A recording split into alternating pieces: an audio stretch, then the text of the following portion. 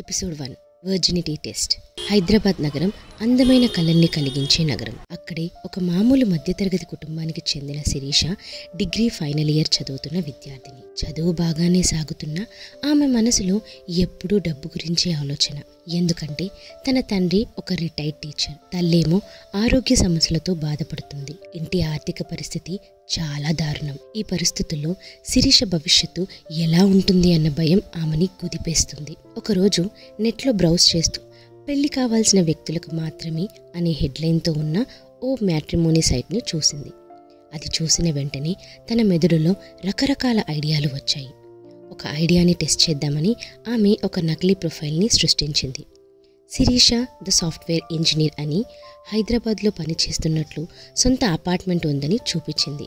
కానీ ఫోటో మాత్రం తన ఒరిజినల్ ఫోటోనే పెట్టింది. అక్కడి నుండి ఆమె ప్రయాణం మొదలైంది. పెళ్లి ఆశతో ఉన్న పురుషులపై ప్రేమగా మాయగా మాట్లాడడం మొదలుపెట్టింది. అందులో మొదట పడిన వేట భరత్ అనే ఓ 32 ఏళ్ల బ్యాంక్ మేనేజర్. శిరీష ప్రొఫైల్ అతన్ని అద్భుతంగా ఆకర్షించింది. శిరీష అందం అతడి మనసులో నాటుకుపోయింది. సబ్స్క్రిప్షన్ చేసుకున్న కస్టమర్ కాబట్టి అతనికి శిరీష ఫోన్ నెంబర్ దొరికింది. వెంటనే ఫోన్ చేశాడు. ఇటు శిరీష ఆటోలో హాస్పిటల్కి వెళ్తుంది. కాల్ రావడంతో లిఫ్ట్ చేసి, హలో ఎవరండి అని అడిగింది. Hi, I'm Bharat. మ్యాట్రిమోనీ సైట్లో మీ ప్రొఫైల్ చూశానండి, నాకు బాగా నచ్చింది, అందుకే కాల్ చేశాను.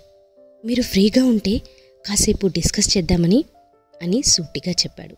శిరీష ఒక్కసారిగా ఉక్కిరిబిక్కిరి అయిపోతూ, అది నేను ఇప్పుడు ఆఫీస్కి వెళ్తున్నాను, సాయంత్రం నేనే ఫోన్ చేస్తానండి అని చెప్పింది. ఓకే, నా నెంబర్ని సేవ్ చేసుకోండి అని భరత్ ఫోన్ పెట్టేశాడు.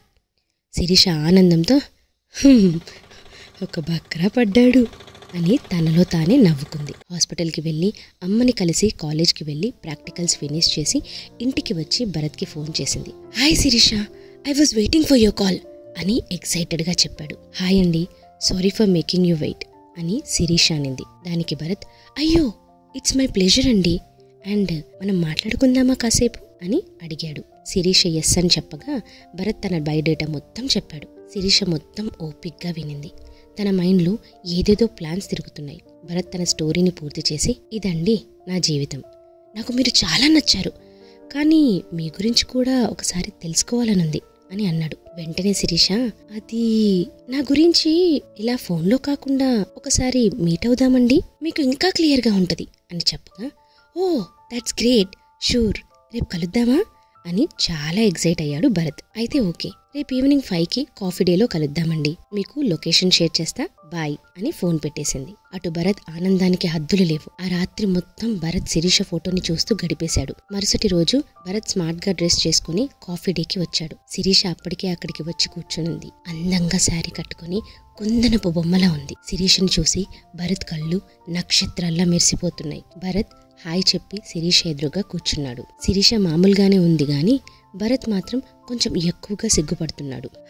చెప్పండి మీ గురించి అని స్ట్రైట్ గా అడిగాడు భరత్. నేనెంత నా గురించి చెప్పినా, నేనెంత మీకు నచ్చినా, అందరి అబ్బాయిలకి పెళ్లికి ముందు ఒక పెద్ద డౌట్ ఉంటది అమ్మాయిల పట్ల. ఆ డౌట్ మీకు కూడా ఉందని నా అంచనా అని కళ్ళల్లో కళ్ళు పెట్టి సూటిగా చెప్పింది శిరీష. అది వినగానే భరత్ ఒక్కసారిగా అయోమయంలో వెళ్ళిపోయాడు.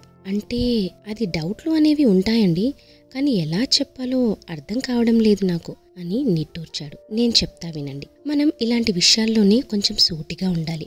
ఏ రోజైనా నాకు మీ మీద అనుమానం వచ్చి నేను కన్యనా కాదా అని మీరు నన్ను అడగొచ్చు. అందుకే మీకు నా వర్జినిటీ టెస్ట్ చేయించి మీకు చూపిస్తా అని చెప్పి శిరీష కొంచెం ఇబ్బందిగా చూసింది భరత్ని. ఆ మాటలకి భరత్ ఎలా రియాక్ట్ అవ్వాలో తెలియక ఉక్కిరిబిక్కిరి అయిపోయాడు. ఇప్పుడు భరత్ ఆ వర్జినిటీ టెస్ట్ కి ఓకే అంటాడా? అసలు శిరీష ప్లాన్ ఏంటి? ఈ విషయాలు కావాలంటే మనం నెక్స్ట్ ఎపిసోడ్కి వెళ్లాల్సిందే. మీకు కనుక ఈ వీడియో నచ్చితే లైక్ చేయండి, కమెంట్ చేయండి, షేర్ చేయండి మరియు సబ్స్క్రైబ్ చేసుకోండి.